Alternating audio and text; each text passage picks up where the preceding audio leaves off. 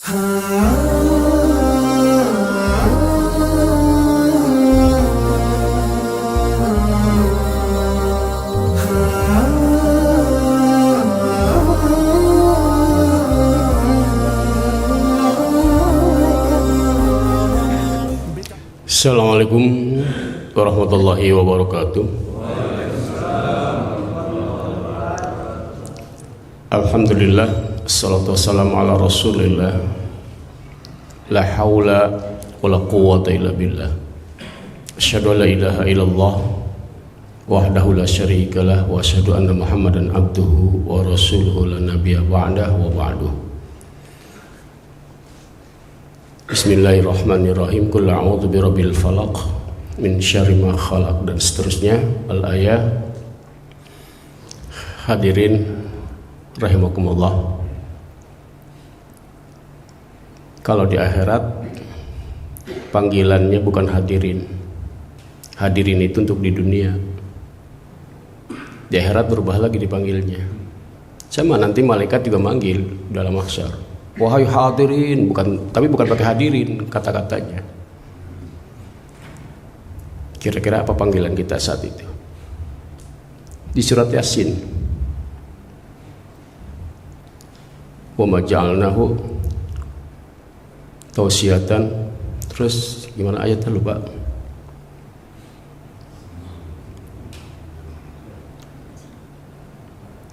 Yang ada kata-kata muhdharun. Ingat? Wa ma ja'alnahu tausiyatan wa hum muhdharun. Kenapa kita disebut hari ini hadirin? Karena kita datang ke masjid ini satupun nggak ada yang dipaksa, nggak ada yang digotong. Bener nggak? Ada nggak yang datang ke sini dipaksa? Nggak ada. Maka disebutnya hadirin. Tapi kalau ke akhirat dipaksa. Berangkat ke masjidnya digotong, dimasukkan ke dalam liang lahat. Terus untuk masuk ke liang lahat itu pun dipaksa oleh Israel. Dicabut dulu jasad kita, baru setelah itu kita rela dimakamkan. Kalau saja misalnya kita tidak dicabut dulu nyawa kita dengan sukarela seperti kita datang ke masjid, kira-kira sanggup nggak? Nggak sanggup lah. Siapa yang sanggup datang ke akhirat dengan sukarela? Bahkan ada yang bertahan, tidak mau keluar, dan akhirnya dipaksa oleh malaikat. Nah, mereka-mereka yang bertahan adalah yang ketakutan mati karena sadar dirinya banyak dosa. Sementara menjelang kematian semuanya diperlihatkan sama Allah, indah atau tidaknya. Nah, karena kita sampai sana dipaksa, datang ke sana dipaksa, dipanggillah kita jadi muhdharun. Itu 3 kali di Yasin Allah sebut muhdharun, kita sebagai muhdharun. La yastati'una nasrahum wa hum lahum jundun muhdharun. Kemudian ada lagi, in kanat illa sayhatan wahidatan fa idzahum jami'u ladaina muhdharun. Wa in kullu lamma jami'u ladaina muhdharun. Dan setiap manusia, setiap umat, kata Allah, semuanya akan dihadapkan kepada kami. Wa in kullu lamma jami'u ladaina muhdharun. Jadi kita dipanggil di sana nanti hadiri, muhdharun, muhdirin, bukan hadirin, hadirun. Karena kita dipaksa sampai sana. Secara umum banyak manusia yang takut dengan kematian. Ketika dia takut mati, saat itu dia sudah mati. Banyak orang yang mati berulang-ulang. Begitu menghadapi masalah, dia bilang, mati aku. Mati dia udah tuh. Satu. Ketemu lagi masalah, mati aku. Jadi banyak orang mati sebelum mati. Bilal ditanya tentang kematian. Kata Bilal, ahlan bil maut. Selamat datang kematian. Bilal bahagia menyambut kematian. Kenapa? Sebab kematian itu adalah nikmat kedua setelah hidayah. Nikmat pertama hidayah, nikmat keduanya adalah kematian. Untuk mendapatkan hasil dari hidayah itu, ya dengan mati. Kita dijanjikan berbagai macam janji oleh Allah. Janji itu akan kita dapatkan dengan kematian. Maka Bilal menyambut dengan ahlan bil maut. Mudah-mudahan kita pun seperti itu, dan gak usah takut. Sebab yang takut juga mati sebenarnya, begitu. Yang kita perlu takuti adalah mati dalam keadaan apa, kan begitu. Bukan kematiannya, mati dalam kondisi apa, itu yang kita takutkan. Khawatirnya kita mati dalam posisi membenci Allah dan Rasulnya, na'udzubillah. Itu yang paling kita takutkan. Dalam kondisi cinta Allah dan Rasulnya, yuk ready, begitu. Karena kematian itu tidak pernah ada yang tahu, maka jangan pernah membenci Allah dan Rasulnya kapanpun, sedetik pun. Karena kematian gak ada yang tahu. Kita semuanya gak dapat bocoran. Ya syukur-syukur dalam kondisi begini Allah mencabut nyawa kita. Amin. Saya belum siap. Yang amin mudah-mudahan iya. Saya ntar aja dulu, terakhir aja lah. Saya nggak mau amin dah. Hari kemarin di dekat rumah lagi salat gak bangun lagi. Saya bilang, masya Allah, indah banget. Saya tanya yang lain, pengen begitu? Pengen, udah saya doain. Ya pengen kita meninggal husnul khatimah. Siapapun kita merindukan dan berdoalah agar kita wafat dalam keadaan husnul khatimah. Rajulun mata ala ma asy'alihi. Sementara seseorang akan wafat sesuai dengan kebiasaannya. Ketika kita terbiasa dengan ibadah, insya Allah kita wafat dalam keadaan ibadah. Mereka yang biasa merampok, ya wafat dalam keadaan ditembak saat merampok atau setelah merampok, atau dalam kejaran polisi melarikan diri. Kemudian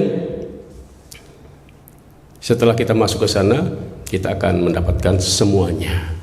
Kita nggak perlu takut. Kenapa? Sebab Abu Lahab pun yang sebegitu sadis beringasnya terhadap Islam masih dapat ampunan. Neraka surga belum ada, tapi ingkrah keputusan Allah bahwa Abu Lahab dan istrinya ditetapkan menjadi penghuni neraka. Wa mra'atuhu, termasuk istrinya, kata Allah. Udah ingkrah itu sih. Padahal persidangan belum ada. Surga neraka kan nanti, persidangan kan nanti, yaumul hisab belum ada. Tapi ingkrah sudah keputusan dari Allah untuk Abu Lahab divonis sudah di sana. Sekarang di alam barzah, semuanya di alam barzah, di alam kubur. Belum sampai ke yaumul hisab, belum sampai di akhirat. Tapi kata Rasulullah, selama di alam kubur, Abu Lahab itu dapat semacam pengurangan, ya, bukan pengurangan tahanan, bukan pengurangan ininya, usia tahanannya, pengurangan ininya, penderitaannya dikurangi per hari Senin, dikurangi penderitaannya, kata Rasulullah. Kalau pengurangan dari 20 menjadi 19, bukan begitu. Kalau di nerakanya permanen, cuma di alam barzah ini per hari Senin dikurangi siksaannya. Kenapa? Karena Abu Lahab pernah bahagia dengan kelahiran Rasulullah Sallallahu Alaihi Wasallam. Cuman bahagia doang. Kita bahagia, kita cinta, kita iman. Makanya tenang aja. Aman, tinggal istiqomah begitu. Abu Lahab yang begitu aja diampuni, masa iya kita enggak, kan begitu. Kita cinta sama Allah, cinta terhadap Rasulullah, bahkan kita berusaha mengikuti jejak langkah Rasul Sallallahu Alaihi Wasallam. Istiqomah, mudah-mudahan Allah mewafatkan kita dalam keadaan iman Islam. Ada lagi kisah orang bertanya setelah Umar bin Khattab meninggal nih, Rasulullah ada orang bertanya ke Umar ke Ali, ke Sayyidina Ali. Umar bin Khattab kan terkenal dengan garangnya. Terus kata yang lain, ya Sayyidina Ali, kira-kira Umar nih begitu masuk ke alam barzah, kira-kira apa yang terjadi ya menghadapi malaikat, menghadapi mungkar nakir? Sayyidina Ali memberikan jawaban, dia akan menjual nama Nabi Muhammad. Dijual nama Nabi Muhammad. Kata Umar, saya teman dekatnya Rasulullah. Udah malaikat nggak berani. Jadi menjual nama Nabi Muhammad. Nah kita kalau bisa kan begitu. Makanya dapalin dari sekarang. Yang keliru adalah pernyataan Agil Sirot sama Mama Gufron. Ya herat ditanya, bilang aja muridnya Mama Gufron. Wah elah, keren banget. Bilang aja warga NU kelompoknya Hasyim Mujadi, Hasyim Asy'ari. Itu kan Agil Sirot bilang begitu. Iya enggak, kalau menjual Rasulullah benar. Saya umat Rasulullah. Begitu. Tapi malaikat juga punya catatan, benar enggak? Gitu. Nah, insya Allah kalau kita dekat ke Rasulullah, ketika kita menyebut nama Rasulullah, menjual nama Rasulullah seperti Umar, wa rafa'na laka dzikra, kata Allah. Semua yang mencintai Rasulullah akan mendapatkan kemuliaan. Sebab Rasulullah adalah sosok hamba yang wa rafa'na laka dzikra. Dan Rasulullah, perilaku, sikap, ucap, tindakan, kebijakan, semuanya sudah mendapatkan ridha Allah. Kira-kira satu-satunya hamba yang selalu diiringi dengan ridha Allah, Rasulullah. Wala saufa yu'tika rabbuka fatarda. Allah mengiringi keridhaan kepada Rasul Sallallahu Alaihi Wasallam apapun yang dilakukan, sikap dan sebagainya. Wala saufa yu'tika rabbuka fatarda. Dan Allah hanya kepada Rasulullah bersalawat, kepada yang lain tidak. Innallaha wa malaikatahu yusholluna 'alan nabi. Allah bersalawat. Padahal Allah nggak punya kewajiban ibadah dan nggak punya kewajiban apa-apa, tapi untuk bersalawat Allah bersalawat kepada Rasulullah. Tidak untuk Nabi Ibrahim, tidak untuk Nabi Adam, tapi untuk Rasulullah Allah bersalawat.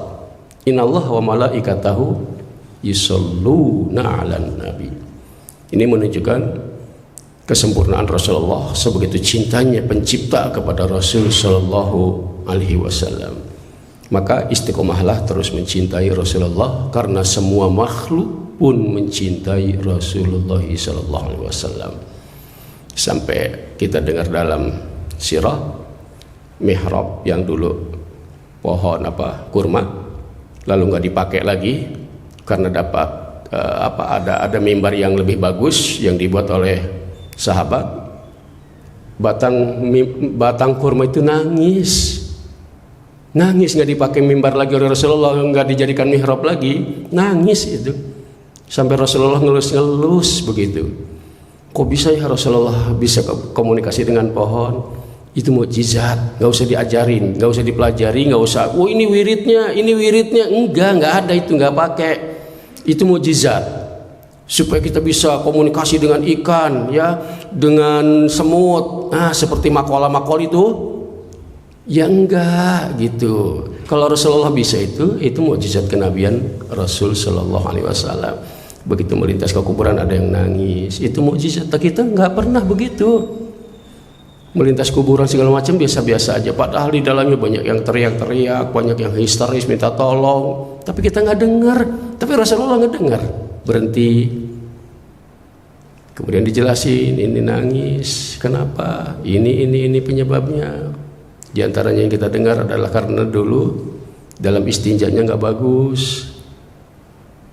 Nah kemudian hadirin rahimakumullah, Kita tadabbur sedikit tentang ayat Allah surat Al-Falaq.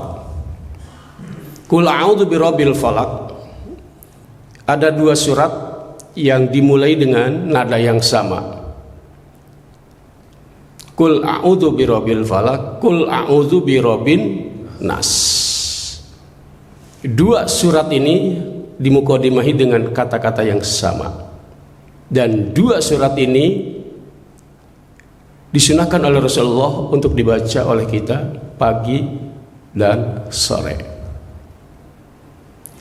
Pagi ya setelah subuh sampai duha, sore asar ke maghrib. Itu sunnah membacanya supaya terhindar dari berbagai macam hal yang tidak diinginkan oleh kita. Qul a'udzu birabbin nas, malikin nas, ilahin nas, qul a'udzu birabbil falaq, min syarri ma khalaq. Cuma ada sedikit perbedaan. Kalau di dalam Al-Falaq, sifat Allah yang dipakai cuma satu. Qul a'udzu birabbil falaq. Rabb falaq ini seperti ini sekarang nih. Ini falaq namanya. Dari malam menjelang ke pagi.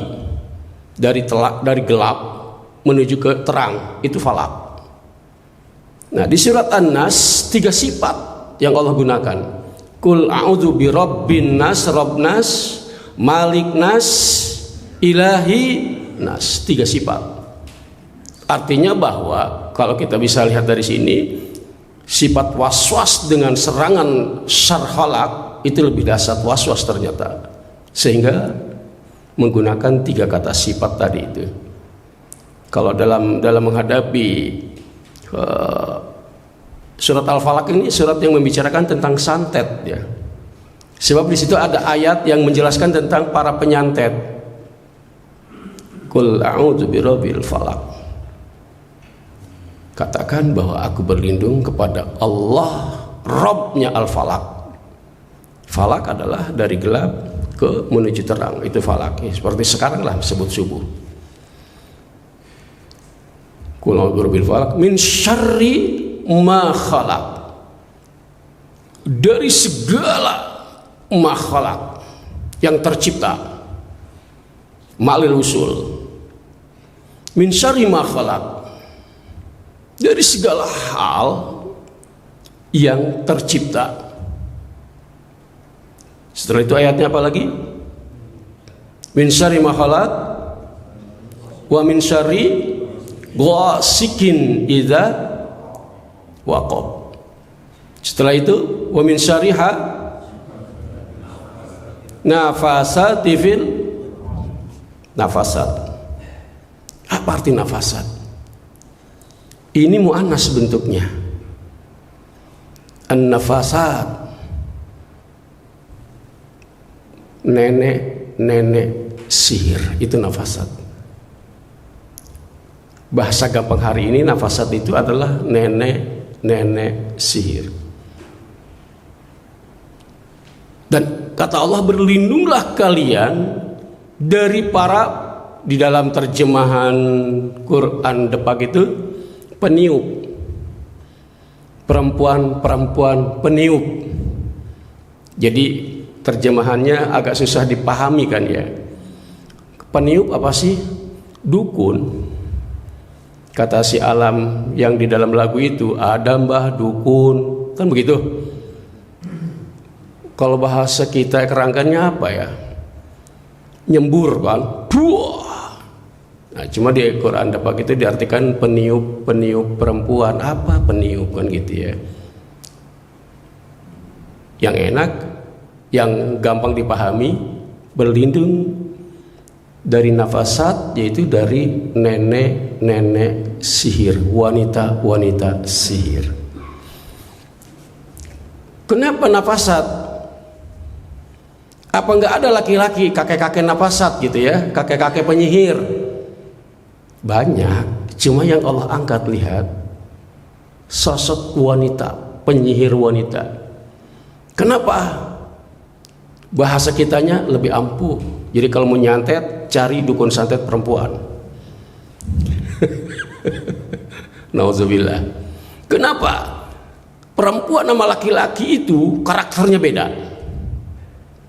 Perempuan kalau sudah terluka itu dendam, dahsyat luar biasa. kesalahan kita 10 tahun yang lalu diungkit hari ini. Itu perempuan nggak gampang memaafkan. Kita laki-laki sakit hati itu cuma saat itu aja, ganti minggu udah lupa. Kalau perempuan nggak bisa. Jangan coba-coba nyakitin perempuan. Maka Allah mengilustrasikannya penyihir itu adalah dengan muannas. Jadi kalau kita udah cerita nih ke si dukun, begini ya, gimana gak sakitnya saya ya, dibawa dia ngerasain tuh.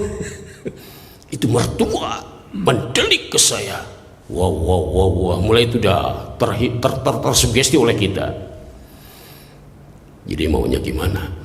Saya bikin dia banyak duit. Nggak bisa. Santet gak ada banyak duit. Nah, Allah menjelaskan para penyantet ini dengan muannas karena memang para wanita ini dahsyat luar biasa, sehingga dalam actionnya, dalam ngewiritnya, dalam melakukan tender projectnya itu dijiwai. Coba lihat fotonya.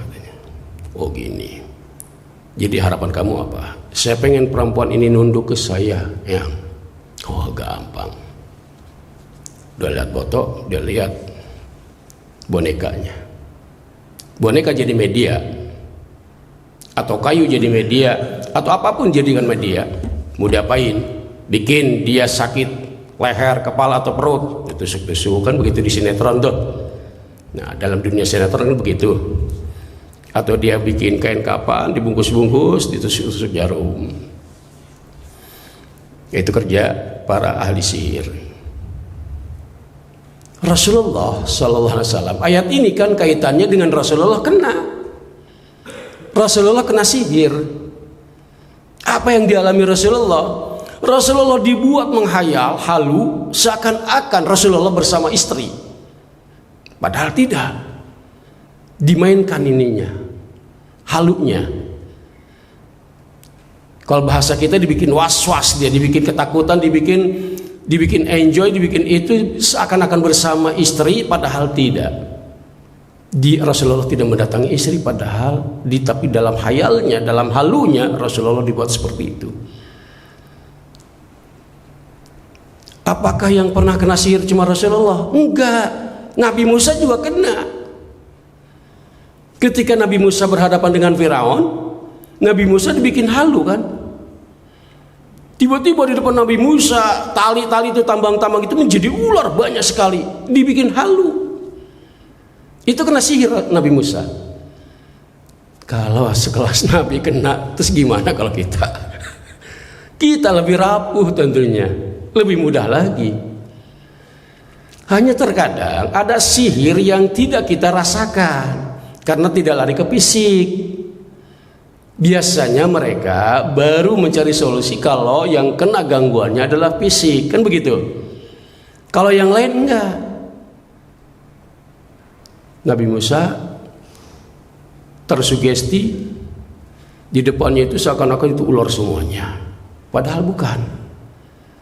Sehingga kata Allah, lawan lagi dia. Nah, tapi kalau yang dilakukan Nabi Musa beneran ularnya, yang lain bukan. Sehingga dilahap, dimakan sama yang lain. Nah, kisah Nabi Musa itu adalah kasus di mana Nabi Musa kena gangguan sihir. Sihirnya para dukun Firaun yang kemudian mereka taslim masuk Islam. Nah, di kasus Rasulullah Sallallahu Alaihi Wasallam juga seperti itu. Rasulullah yang diserang adalah alam pikirnya, dibuat halu, dibuat menghayal. Dan kasus ini saya banyak tangani. Suami istri ke rumah saya diskusi. Ustadz katanya, istri saya mau cerita katanya. Silakan, kenapa?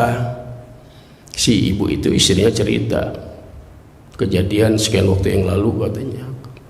Kami hubungan suami istri. Selesai, suami saya ke kamar kecil bersih-bersih. Kemudian saya juga butuh kamar mandi, tapi ditungguin kok nggak keluar-keluar suami. Saya panggil nggak nyaut. Saya samperin, saya ketok, nggak ada respon. Pikiran saya jatuh atau apalah di dalam kamar mandi. Saya dorong, kosong, nggak ada suaminya. Pertanyaan si ibu, begitu saya telepon katanya suami saya masih di luar kota, belum pulang. Si ibu bertanya, jadi Ustaz, saya masih apa? Saya jawab, demi Allah bukan saya mah di rumah. Saya juga nggak tahu rumah ibu di mana. Ya dia yang itu masa nanya ke kita, gimana kita bisa jawab?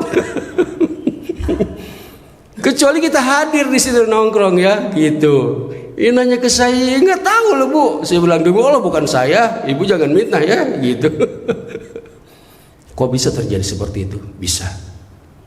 Jadi yang dimainkan ininya, pikirannya, dibikin halu, dibikin menghayal. Dan itu dialami, itu real. Dan itu Rasulullah mengalami hal itu. Kemudian saya bilang ke si ibu, kenapa itu terjadi? Sederhana. Saat itu kita dengan sunnah lupa. Jadi jangan anggap sepele sunnah, jangan sepelekan sunnah. Kita punya doktrin, sunnah itu dikerjakan berpahala, ditinggalkan tidak apa-apa. Itu doktrin, perlu dievaluasi lah doktrin itu. Dikerjakan berpahala, ditinggalkan, ya nggak dapat apa-apa kali. Bukan nggak apa-apa kan begitu, mestinya. Ditinggalkan nggak dapat apa-apa. Tapi ada sunnah yang kalau ditinggalkan menyebabkan kekafiran.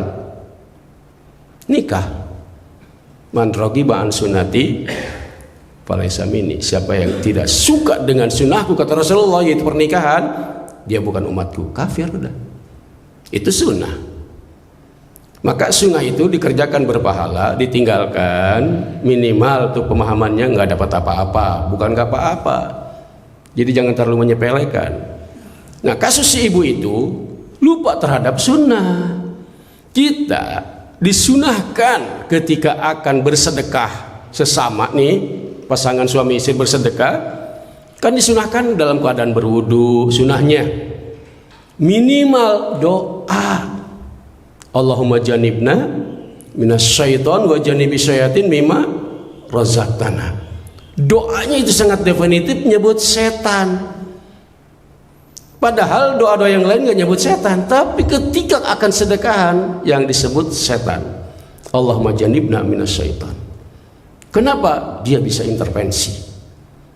Minimal dia menjadi penonton, nyaksikan kita. Nauzubillah. Ketika lupa terhadap sunnah, maka dia bisa mengintervensi, ada di sekitar kita. Sunnah yang lainnya bercumbu. Bercumbu itu sunnah. Saling belai. Kan kalau punggung bolong kerasa kali. Papa kok bolong punggungnya. Yang tadi itu si ibu lupa sunnah. Doa tidak, kira-kira ya, wudu juga tidak, kemudian bercumbu juga tidak. Ya kalau sunnah ibu dilakukan, ibu bercumbu, ibu belai, itu kan kerasa kali ibu bolong punggungnya, sundel bolong itu begitu. Maka jangan sepelekan sunnah. Kesan kita ditinggalkan gak apa-apa itu kesannya kecil, tapi kejadian seperti itu mengerikan. Dan akhirnya orang-orang yang kena jebakan-jebakan min syarri makhluk ini dalam biologis itu ada yang ekstrim, yang disebut dengan hiper. Tapi ada yang sebaliknya, betul-betul down. Ini sore ini saya menangani kasus, dia nikah, sekarang sudah pernikahannya udah 5-6 tahun. Ketika datang ke saya dulu itu di usia pernikahan 2 tahun. Setelah pertemuan kesekian, setelah akrab dengan saya, suami istri terbuka. Ustadz, kami nikah sudah 2 tahun. Selama 2 tahun istri saya masih gadis, masih perawan maksudnya. Kami nggak bisa melakukan sedekahan suami istri. Alhamdulillah, Setelah 5 pertemuan dengan Ustadz, baru kami dapatkan nikmat itu. Saya bilang, paham saya, gak usah diterusin cerita yang itunya.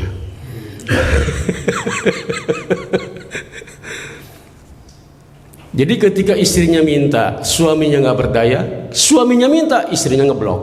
Itu 2 tahun pernikahan. Saya bilang, luar biasa. Saya bilang, ya masih mending lah kalau begitu mah Bu. Saya bilang, sebab ada cerita lagi, seorang ibu, seorang perempuan 3 kali nikah, 3 kali jadi janda, dia masih tetap perawan. Dan itu saya sampaikan ketika acara reses di salah seorang anggota dewan. Ketika saya diminta untuk ngisi, saya ceritakan, wanita nikah 3 kali jadi janda, tapi dia masih perawan, masih gadis, masih utuh. Kok bisa begitu? Pertama dia nikah, belum juga malam honeymoon berjalan, suaminya meninggal. Jadi janda, masih bersih, masih utuh, belum disentuh. Ketemu jodoh lagi. Ketika pernikahan, ternyata si laki-laki punya istri. Datang istri tuanya, bubar, cerai lagi, 2 kali jadi janda. Nah, selang waktu dapat jodoh. Ini pernikahan lama, 3 tahun, tapi masih juga gadis, masih perawan. Kenapa? Dia nikah dengan anggota dewan, dengan politikus orang partai. Ternyata cuma janji doang. Anggota dewan, wah parah. Cuma janji doang sih, nggak ada realisasinya. Dulu sewaktu ngelamar luar biasa, janjinya manis. 3 tahun berlalu cuma janji doang, tetap tuh si gadis masih perawan, saya bilang.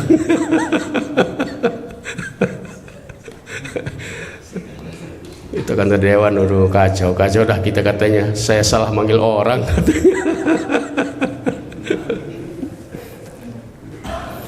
Nah, jadi ketika Rasulullah kena gangguan ini, Allah memerintahkan, Qul a'udzu birabbil falaq min syarri makhluk. Syar, kejahatan yang tidak ada lagi kejahatan kecuali itu syar. Min syarri, tapi sin gede ya, syurur jamaknya, tapi kalau sin kecil beda. Di dalam doa doa yang ada kata-kata syururnya, min syururi anfusina wa min sayyiati amalina.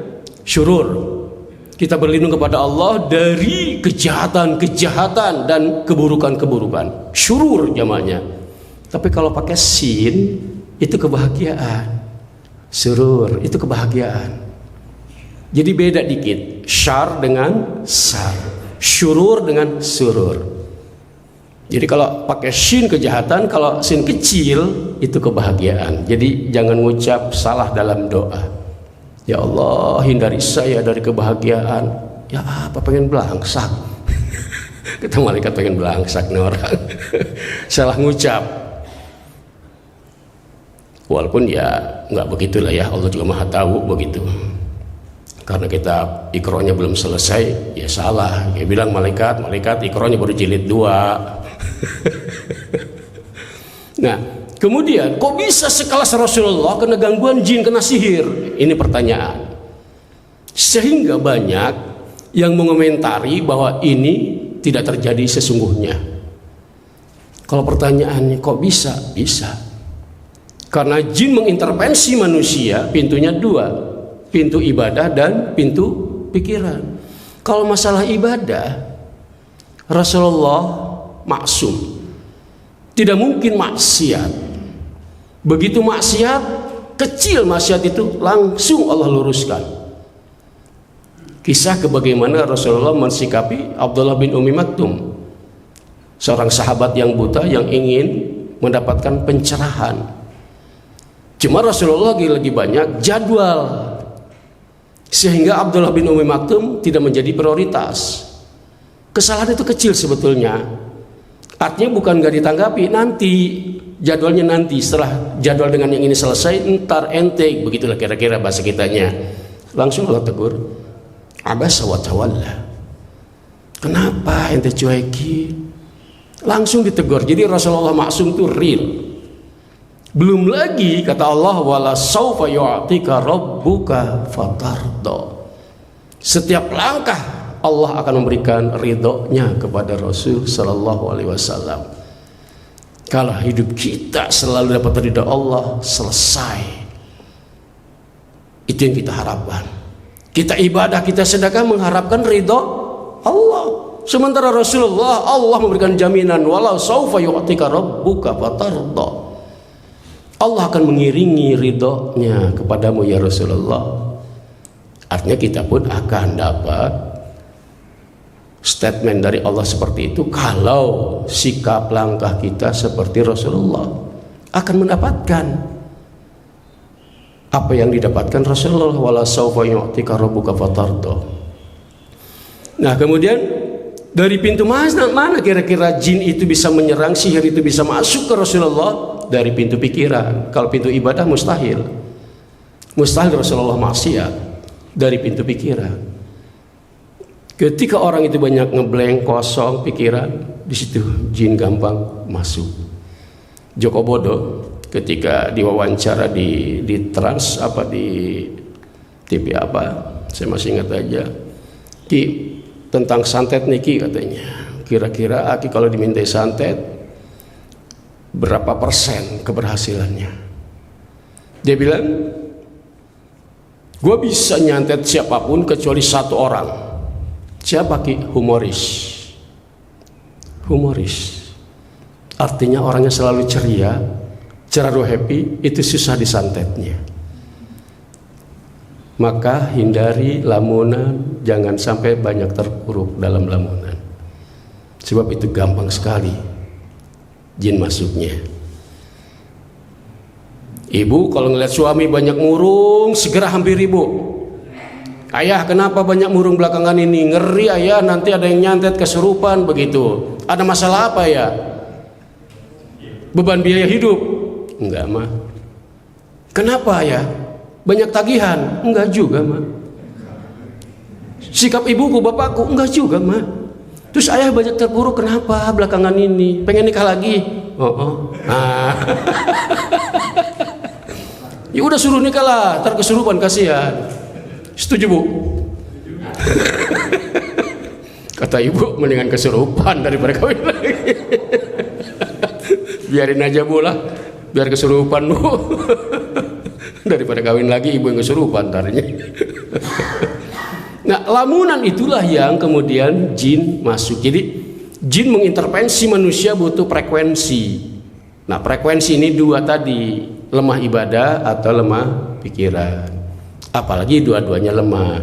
Maka jangan aneh ketika ahli ibadah kemudian kesurupan. Padahal rajin ya sholatnya, tapi kok kesurupan? Iya, ibadahnya rajin, tapi ngelamunnya juga tinggi. Wajar jin masuk begitu.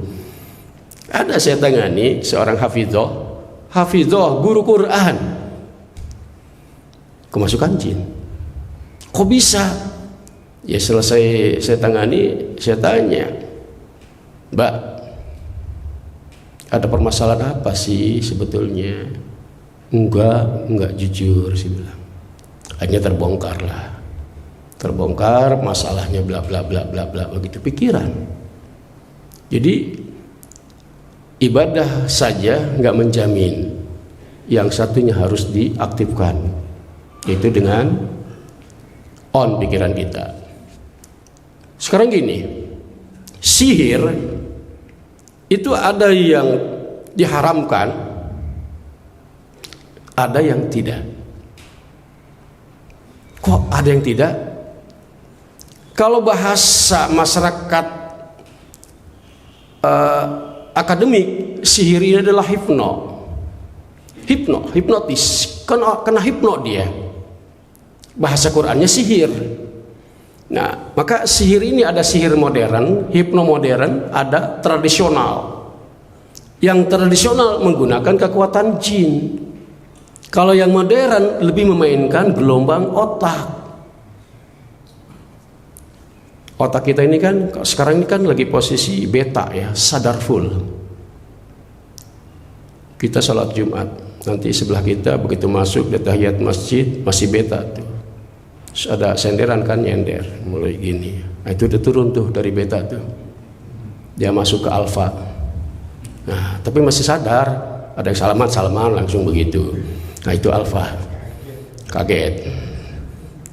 Dari beta, alfa turun sedikit lagi ke teta. Nggak bangun-bangun lagi tuh, nggak gerak-gerak lagi, diam kayak yang khusyuk dengerin khutbah. Yang parahnya lagi udah masuk ke delta. Begitu bangun udah pada berdiri semuanya. Kapan khutbahnya katanya, ini sholat aneh di masjid ini. Nggak pakai khutbah Jumat. Cerita ke yang lain, parah Nurul Huda Jumatan, kenapa nggak ada khutbah Jumat? Bikin fitnah dia, padahal dia yang pules. Nah, itu dari gelombang beta, alfa, theta, delta. Anak kita pules tadi kan, kita bangunin. Nah, bangun. Bangun. Dia dari delta naik ke theta. Cuma karena kita nggak ngerti proses gelombang otak itu, akhirnya yang ada marah. Bukan bangun, bukan gitu. Ininya belum bisa nginstruksiin yang lain, butuh waktu. Dari delta nanti dia naik ke delta, mulai melek matanya, tapi masih bengong aja kan begitu. Itu ketika dari delta ke theta, saat yang tepat untuk memasukkan sihir kita, kata-kata kita. Itu yang saat yang tepat. Begitu anak dicolek diam, mulai respon. Mulai respon tuh kan. Dinaikin dikit lagi. Bangun. Bangun. Saat yang tepat. Nah, ayah cinta kamu. Ayah sayang kamu. Mulai hari ini dan seterusnya, kamu akan rajin ibadah. Mulai saat ini dan seterusnya, kamu akan hormat sama kakakmu. Terus kita masukin tuh kata-kata itu. Itu saat yang tepat menghipnotis, mensihir anak kita. Bukan disiram.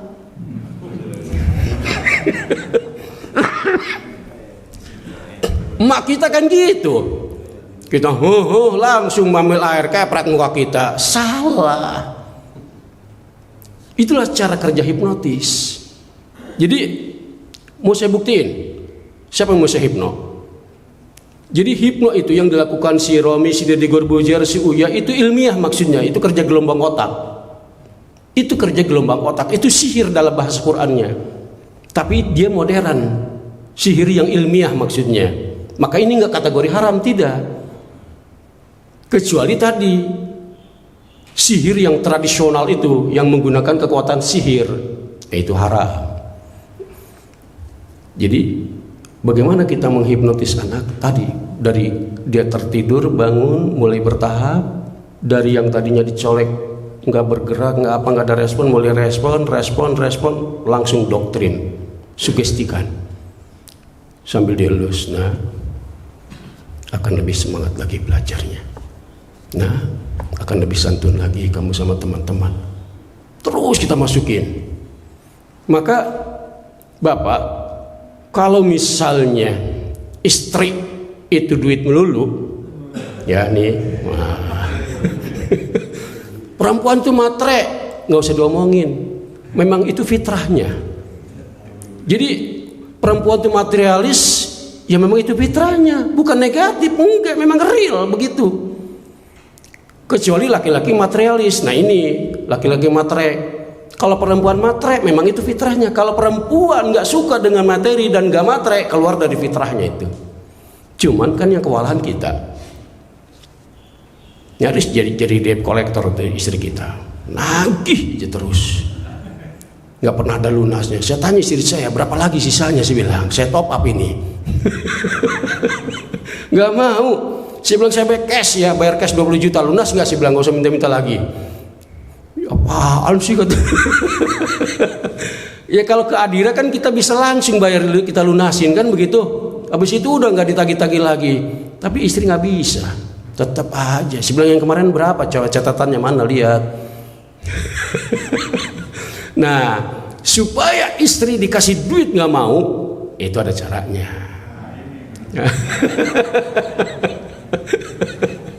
Dikasih duit diam aja.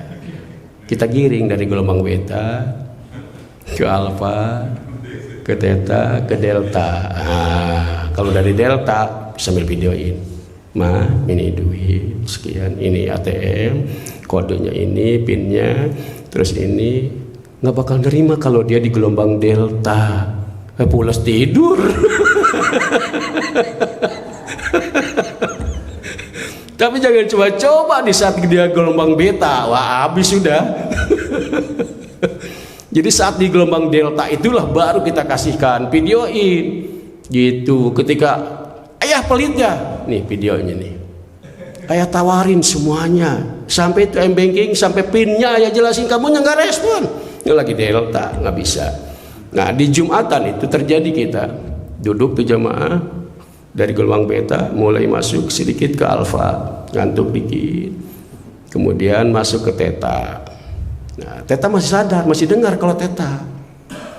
Khotib itu ceramah masih dengar kalau gelombang theta, masih tahu begitu, masih ingat dulu Gus Dur, seakan-akan merem aja padahal nyimak dia di gelombang theta adanya, tapi kelihatannya tidur gitu. Oh itu wali, bukan, itu kerja gelombang otak maksudnya, seperti itu. Tapi kalau udah di delta sama sekali ngeblok udah. Kalau ada di posisi gelombang delta, maka kekuatan sihir ini, maka di jalan-jalan nih si ibu itu jalan sendirian. Tetangganya bilang, kemana Bu Haji? Mau belanja. Diingatkan sama tetangganya, Bu Haji kalau ada yang nepuk, tepuk lagi ya supaya nggak kena hipnotis, kan begitu. Dipraktekin, ada yang nepuk lagi, nggak kena tuh. Kenapa? Karena gelombang dia tetap ada di beta. Tapi kalau dia kosong, tek, kaget, kena tuh. Hah?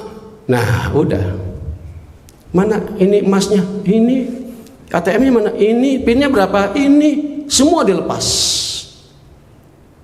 Jadi mereka sebetulnya bukan menggunakan sihir, tapi menggunakan hipno. Dilihat orang ini sedang blank nggak, bahasa kitanya blank nggak, di gelombang mana dia adanya. Maka orang yang kena hipno nggak mungkin sedang berdua ngobrol, nggak mungkin. Dicari oleh para pelaku ini yang sedang menyendiri, dikagetkan. Nah mulai dari beta langsung turun dia anjlok ke theta. Jelok.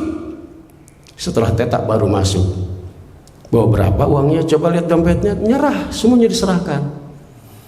Itu saya lakukan di rumah ke anak saya nomor 1 dan nomor 2.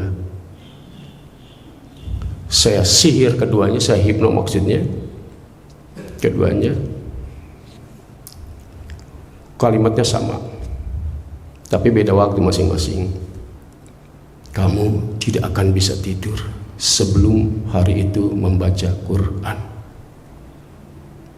Dan itu dialami. Anak saya bingung, capek, ngantuk katanya, tapi nggak bisa tidur. Ini pegang Quran, baru setengah halaman langsung pulas, Quran di tangannya. Itu terjadi. Maka yang nomor 1, dia menghafal Quran dalam waktu 1 bulan. Karena doktrin saya seperti itu. Dia akan terangsang seterangsang-terangsangnya untuk terus menghafal Quran. Anda akan lupa handphone, Anda akan lupa laptop, Anda akan lupa semua teman-teman yang ngajak main. Yang ada di otak Anda adalah selesaikan Quran, selesaikan Quran. Sebulan selesai. Hafal Quran, sempat viral itu. Jawa Tengah, Jawa Timur pada konfirmasi ke saya, nggak tahu dapat bocoran dari mana, dan pengen ketemu dengan anak saya. Sekian tahun yang lalu lah itu ya. Sekarang S2, berarti S2-nya udah lama juga. Ya berarti sekitar 10 atau 11 tahun yang lalu lah itu. Jadi dia menghafalkan Quran sebulan, efek dari hipno tadi. Nah yang nomor 2, tidak menghipno untuk menyelesaikan Quran, tapi tadi hipnonya adalah Anda tidak bisa tidur sebelum hari itu membaca Quran. Maka dia nggak bisa tidur, gelisah. Dia bilang, kenapa sih gua kok nggak bisa tidur, malah capek banget tuh ke saudara-saudara yang ngomong. Tapi kalau gua udah pegang Quran, ya Allah katanya langsung plek aja. Makanya kalau mau tidur pegang Quran aja plek. Dan ada satu ayat di dalam Al-Quran yang bikin orang itu bisa tertidur, dan itu dilakukan oleh Rasulullah di dalam surat Yasin. Wa ja'alna min baina aydihim sadda wa min khalfihim sadda fa aghshaynahum fahum la yubsirun. Itu yang ngepung Rasulullah. Tentara kafir Quraisy, jin terlibat dalam pengepungan Rasulullah. Ketika Rasulullah baca itu, semuanya pulas tidur. Sampai untuk meyakinkan bahwa ini tidak melihat, Rasulullah ambil pasir kan, untuk memastikan. Tidur pulas. Dahsyat surat Yasin. Wa ja'alna min baini aydihim sadda wa min khalfihim sadda fa aghshaynahum fahum la yubsirun. Dan itu kita alami. Ya, kalau baca Yasin itu cenderung ngantuk. Nah, itu mungkin efeknya. Karena ada ayat yang bisa bikin kita tidur begitu. Jadi kembali lagi bahwa apa yang dialami oleh Rasul sallallahu alaihi wasallam adalah untuk sebuah pembelajaran, bukan sebuah kenegatifan. Pembelajaran gimana? Pembelajaran bahwa kata Allah, laqad kana lakum fi rasulillahi uswatun hasanah. Jadi apapun yang dialami oleh umat manusia, Rasulullah ngalamin. Anda pernah kena gangguan jin, kena disihir, Rasulullah ngalamin. Laqad kana lakum fi rasulillahi uswatun hasanah. Lalu bagaimana Rasulullah bisa lepas dari itu? Allah memerintahkan Jibril. Kemudian turunlah ayat-ayat ruqyah, di antaranya Al-Falaq, An-Nas tadi, Al-Fatihah. Kemudian ada bahasa urqika, saya ruqyah engkau. Nah, kemudian bagaimana ketika Rasulullah dimintai tolong terkait dengan ada masyarakat atau sahabat yang terganggu oleh jin, Rasulullah juga mencontohkan. Jadi tidak ada sisi kehidupan umat manusia yang luput dari contoh Rasul Sallallahu Alaihi Wasallam. Di antara Rasulullah menangani kasus, dipegang mulutnya sambil diancam, "Ukhruj anta ya Abdullah," dan diludahi. Jin keluar. Lalu dikerangkan, dibilang sama jin, "Ukhruj anta ya Abdullah." Itu jinnya bengong aja nggak keluar, mikirin ngomong apa dia ya kan gitu. Bahasa Arab masalah nggak ngerti itu jin. Jangankan jin, warga keranggan aja nggak ngerti bahasa Arab, apalagi jinnya. Jinnya bengong aja. Jangan pakai bahasa itu. Bahasa jin itu tergantung dari domisilinya. Kalau dia domisilinya di Padang, pakai bahasa Padang. Saya pernah nanganin kasus, dia dari Jawa, ya dari Tegal. Begitu saya tangani, itu ngomongnya bahasa Tegal. Aja dicokale katanya. Silang jin, Depok jin, gaul napa ngomong. Jadi cokali kan begitu. Jadi nggak bisa nih bahasa Betawi, bahasa Depok, kecuali bahasa daerahnya. Ada lagi yang perempuan dari Ciledug, begitu saya tangani, masya Allah, itu bahasa Arabnya fasih. Anak SMA baru lulus, fasih. Anak Aisyah, les ente tuh dalam ini, fasih banget komunikasi. Silang anak musmud, udalimuka, inti zalim, la inta zalim. Selesai saya tangani, saya tanya ke orang tuanya, kok sepasah ini Pak, anak Bapak bahasa Arab? Enggak Pak, kagak ngerti. Tapi tadi bahasa Arab, iya kata bapaknya pasih banget ya. Ya salah kamu, turun jangan dikeluarin tuh jinnya biar pintar bahasa Arab. Jadi bahasa jin tergantung dari di mana dia domisilinya. Waktu saya nangani kasus di Halmahera, itu dia pakai ngomong bahasa sana, saya nggak ngerti. Cuma keluarganya bilang maksudnya ini Ustaz, maksudnya ini, oh gitu. Bahwa pelakunya dari Manado, katanya pakai ini begitu. Nah, hadirin rahimakumullah, bahwa surat ini bicara tentang bagaimana sihir itu ada dan bagaimana memproteksi diri, ya, preventif, mencegah diri supaya tidak kena gangguan jin, supaya tidak kena gangguan sihir. atau gangguan dari orang-orang yang hasud. Kan dua di situ, sihir dan hasud ya, dari pelaku sihir nafasat dan hasidin, orang hasud, idza hasad, ketika dia hasud. Baik, nah sekarang gini, orang hasud mulai dari langit sampai di bumi. Yang di langit iblis kepada Nabi Adam. Hasud kan? Hasud. Siapa dia? Azazil namanya. Ya, yang hidup dengan periode Adam ini namanya Azazil. Jadi kalau manusia ujungnya bin Adam, jin ujungnya bin Azazil. Anak saya bertanya, kalau kerbau, sapi, dedengkotnya siapa leluhurnya? Nah, ya kan manusia katanya bin Adam, jin bin Azazil. Nah, kalau sapi, kerbau, kucing, ayam, dedengkotnya siapa? Ada yang tahu? Ada yang tahu nggak? Nggak ada yang tahu ya? Itu pelajaran dari anak saya. Saya juga tahunya dari anak saya. Karena nggak ada di kitab masalahnya. Dia bilang siapa? Ya, bapak gua ustadz nggak ngerti, gitu. Ya bukan masalah ustadz, nggak ada di kitab. Ternyata dedengkot mereka adalah atang. Maka sapi bin atang, kerbau bin atang, ayam bin atang, semuanya bin atang. Dedengkotnya adalah atang. Nyambung.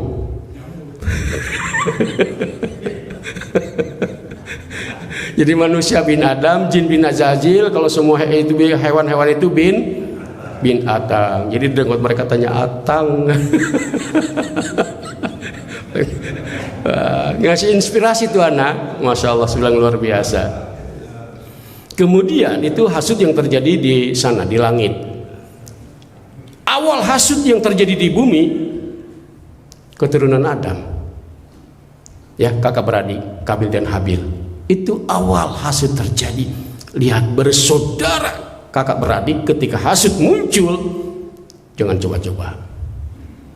Hari ini kita saksikan bagaimana kakak, adik, saudara karena hasud rela membunuh abang, rela membunuh paman, rela membunuh suami karena hasud.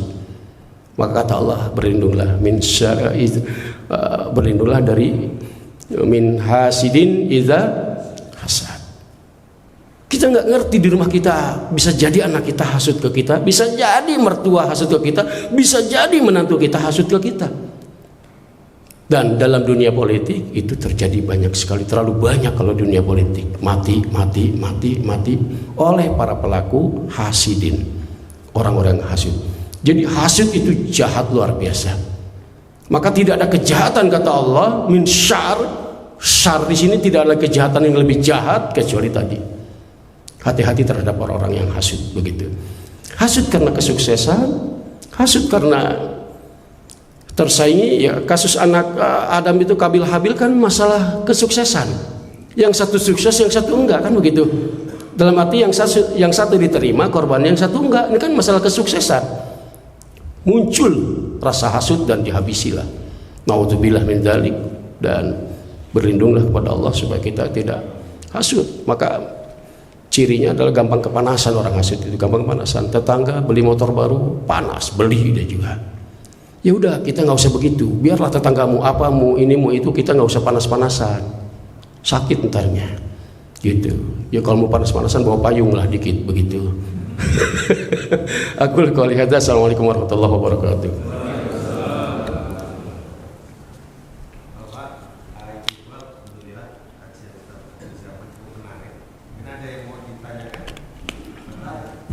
Silakan ya, Pak Hidayat.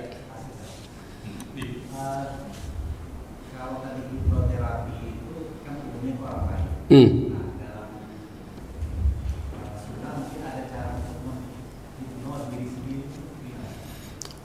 Bab ihsan, hadis bab ihsan. Di dalam bab ihsan, Jibril bertanya ke Rasulullah kan 3. Mahwal Islam, mahwal iman, yang terakhir mahwal ihsan. Rasulullah mengajarkan hipno lewat bab ihsan. Kata Rasulullah, anta'budallah ka'annaka tarah. sembah Allah, visualkan Allah, bayangkan Allah, kan begitu. Anta'budallah ka'annaka tara, seakan-akan kau melihat. Itu bahasa yang dipakai oleh para praktisi hipnotis kan. Visualkan, bayangkan. Tapi nggak mungkin kita bisa membayangkan zat Allah, kan begitu kira-kira, kecuali tulisannya. Rasulullah bilang, fa ilam takun tara, ketika Anda sulit membayangkannya, rasakan. Kan gitu, fa ilam takun tara fa innahu yarak, rasakan kehadirannya. Rasakan. Jadi visual dan rasa itu yang digunakan oleh mereka-mereka yang ketika mau menghipno. Maka hipno adalah bermula dari Rasulullah sallallahu alaihi wasallam. Hipno adalah dari Islam. Jangan mengklaim itu dari barat. Rasulullah sudah bicara tentang gelombang otak.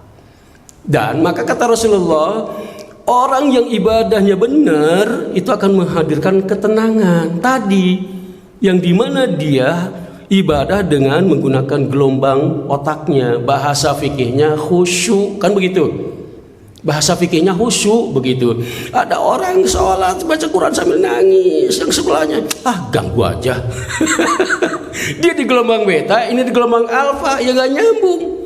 Dia nangis, dia memvisualkan sebegitu kejamnya, sebegitu ngerinya neraka, kan begitu, nangis akhirnya. Ininya hadir.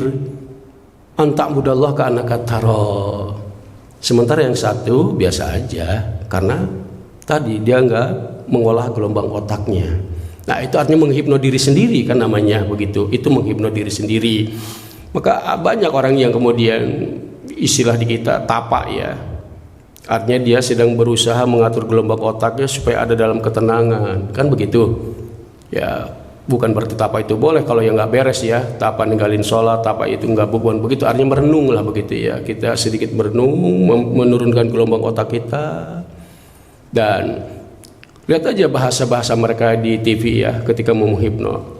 Bayangkan, rasakan, kan begitu. Gak jauh dari kata-kata itu. Artinya dia sedang mengolah gelombang otak. Seperti itulah kira-kira. Jadi kita bisa menghipno diri sendiri, bisa. Walaupun gak mudah begitu ya. Sebab untuk menghipno orang pun kita belum tentu bisanya, apalagi diri sendiri begitu. Cuma ketika kita ibadahnya, kalau dalam bahasa fikih khusyuk, itulah hipno namanya. Betul-betul kita hayati huruf per huruf, kata per kata, apalagi tahu maknanya begitu. Itu sedang menghipno diri. Maka ketika sholat lihat imam Masjidil Haram kan artinya dia benar-benar ada di gelombang otak itu, dia khusyuk. Itu menghipno diri sendiri. Jadi semuanya divisualkan, tentang indahnya surga, tentang itu semuanya itu divisualkan. Seperti itulah kira-kira. Silakan, ada yang lain? Iya. Waalaikumsalam.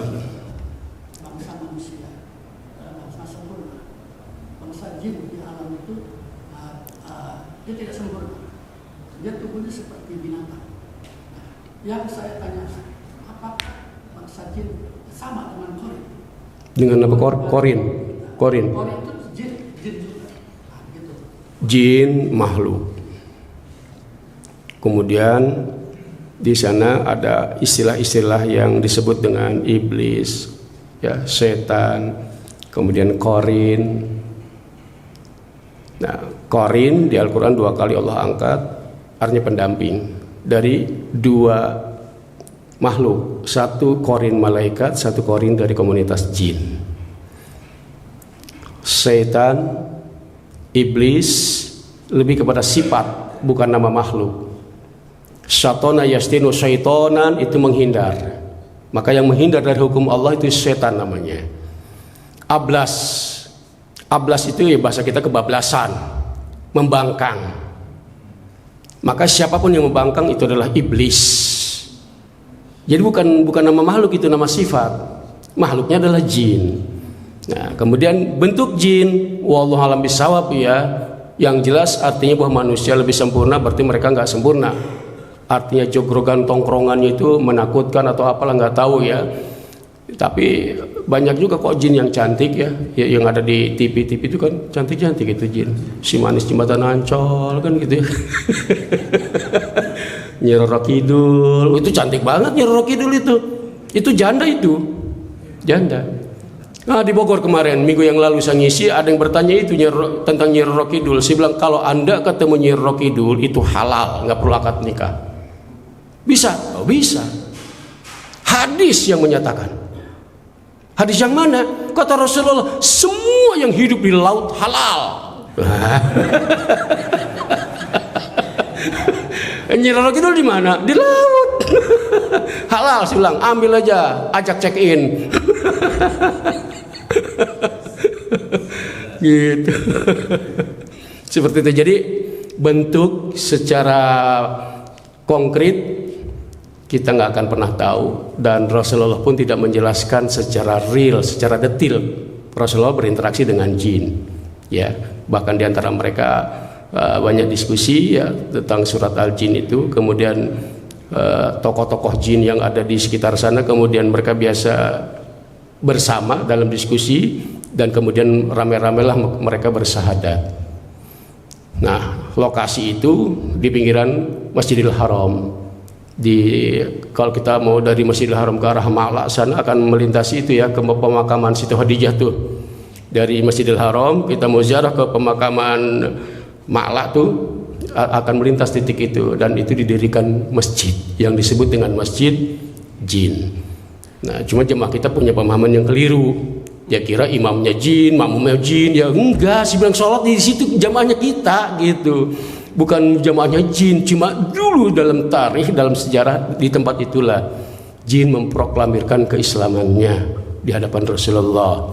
Lalu dijadikan momentum itu, Pak. Tempat itu dibangunlah sebuah sejarah monumen gitu. Didirikanlah masjid jin terkenal.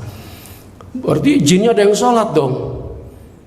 Di semua tempat, termasuk sekarang ini jin muslim hadir. Kok nggak ngelihat? Kalau ngelihat kita nggak bakal berani jauh-jauhan pegang-pegangan gitu.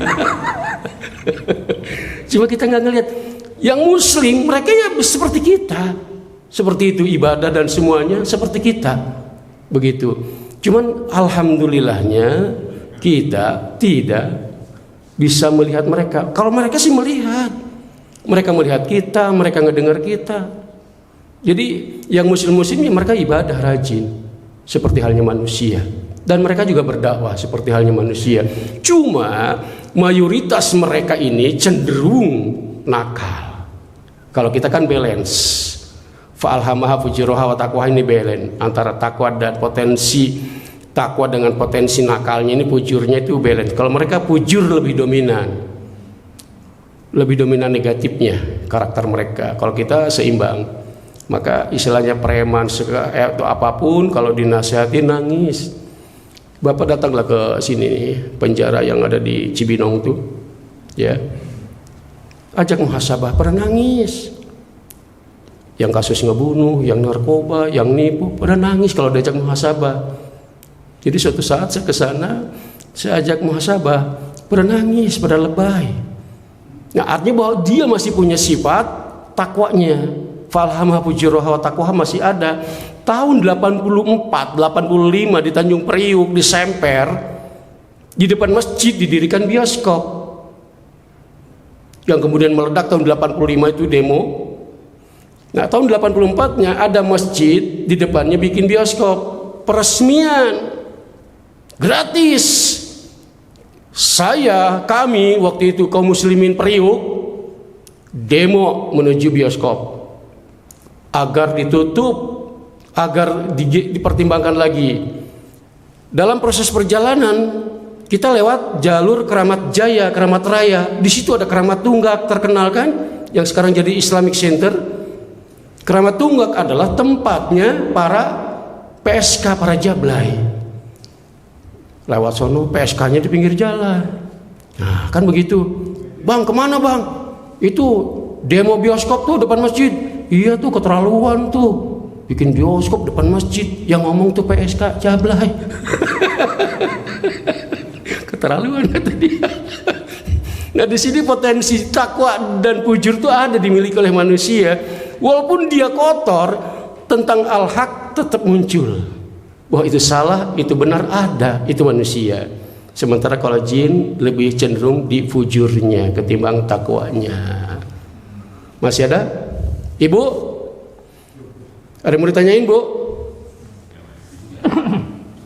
Cukup ya? Sampai di sini. Subhanaka Allahumma wa bihamdik asyhadu an la ilaha illa anta astaghfiruka wa atubu ilaik. Assalamualaikum warahmatullahi wabarakatuh.